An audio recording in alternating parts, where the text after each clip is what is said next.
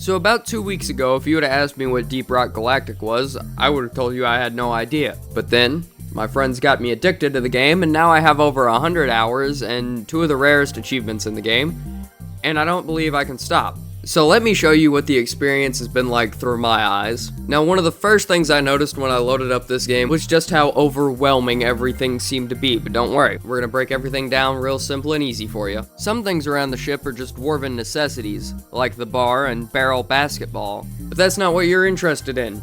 You're here for danger, darkness, and dwarves, and I promise to deliver. So let's get to your first decision that actually matters. That's the class selection. And to explain the classes in the simplest ways I can, you've got Nothing Passes the Time Quite Like War Crimes, Rest and Relaxation, the Immovable Object, and the Unstoppable Force. Each class comes equipped with a primary, a secondary, a traversal tool, and a support tool.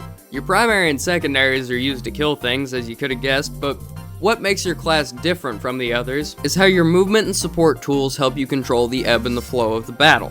Griller is probably the best example of this, with his movement tool being his drills, allowing him to drill a hole into any surface here on Hoxus. This allows you and your team to bunker just about anywhere on the map and funnel infinite amounts of bugs through the tiniest and tiniest of corridors, which in turn combos with all of his primary weapons very well because he has nothing but area denial and chemical warfare. But the cherry on top of the cake when it comes to Driller has to be his support tool, the C4. The C4 is the support tool to use whenever there is too much.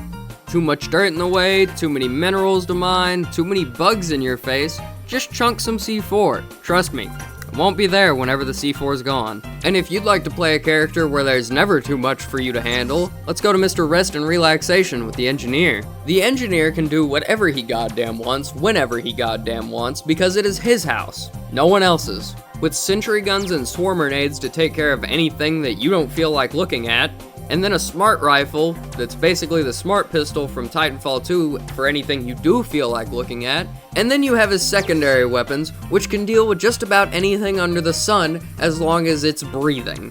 Speaking of breathing, you're gonna be wondering if your teammates even are whenever you get to carrying on Scout. Scout is good at 3 things. Dealing with a lot of bugs is not any of those 3 things. He's good at dealing with big bugs, getting the hell out of there, and lighting up the room for the rest of the dwarves to see. And just about the exact opposite of that is Gunner. Gunner can deal with a lot of bugs at any time, any place, his choosing, because he has the huge ass guns, and he also has a shield that the bugs just won't enter. But once you're done selecting your class, you're gonna have to decide what kind of mission you want to do. And I'm gonna say it right now, fuck mining missions. Those things are the most boring things in the game. Doing mining missions in Deep Rock Galactic is like doing the deposit box bank on Payday 2. You'd have way more fun and get way more out of it if you just did any other mission. And believe me, any other mission has a much funner objective. Like constructing pipes that you can grind along so you can refine liquid morkite, or escorting a drill dozer so it can destroy the core of something. I don't even know, but it's cool as shit. And do you like boss fights? Because this game has plenty of them and a good variety at that. In fact, there are 2 different mission types dedicated entirely to fighting bosses. But we can talk about mission types and dwarves all day, and that is not at the heart of Deep Rock Galactic. You know what the heart of Deep Rock Galactic is? Of course you don't. If you did, you wouldn't be asking me. Now would you? You know what? I don't feel like telling you anymore. I'm gonna gatekeep this information. Okay, fine, I'll tell you, but you gotta like, comment, and subscribe. At the core of Deep Rock Galactic, you got minerals. You need minerals for anything you're gonna upgrade, breathe on, or purchase in this game. And I know it's a lot of different currencies to keep up with, but that's the beauty of it. You really don't. You go out into the missions, you mine the minerals as you get them, and then you just have what you need to upgrade or not. Different zones in the game are exclusive to different mineral types, so if you need a certain type of mineral, do a mission in that area and search for the mineral you need.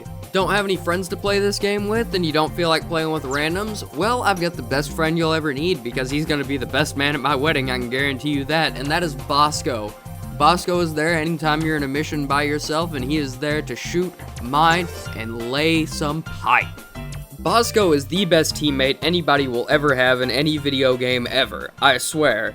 No matter what you tell him to do, when you tell him to do it, Bosco's gonna do it, no questions asked, and he's gonna do it in a pretty timely manner too. K-pop stans, move out the way. We got another man to stan. His name is Bosco. And once you waste enough of your life on this game, and on one character specifically, you're gonna be able to promote them, and then unlock overclocks for your weapons. And overclocks are the real meat and potatoes. Everything from jumbo buckshot shells to corrosive rounds to mods named Big Bertha, overclocks provide anything. You've got 3 types of overclocks: clean, balanced, and unstable.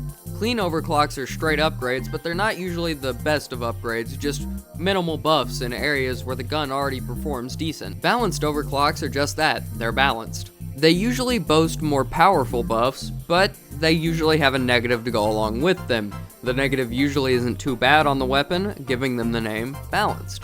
But most balanced overclocks pale in comparison to the unstable ones. Unstable overclocks are just that, because they turn everything up to 11, your buffs and your nerfs. Unstable overclocks tend to completely overhaul how your weapon works, because why not? It's basically a whole nother weapon when you throw an unstable overclock on there. And trust me, those unstable overclocks are necessary whenever you start throwing this game on its higher difficulties. This game does not fuck around. I have in fact found out. A lot. But you've got some diggy holing to do of your own, so get out there, install this game, and play it. I mean, I'm just telling you to play it because it's fun. That's like my only reason. It's the only reason I made a video on this, to be honest. I didn't think I'd like this game near as much. I told my friends no on this game for like 6 months. I should have said yes a lot sooner. This game is amazing. It's like Payday 2 and Overwatch had a love child. This is what the Alien game should have been. Anyway, my name has been Floponomics. Have a good day.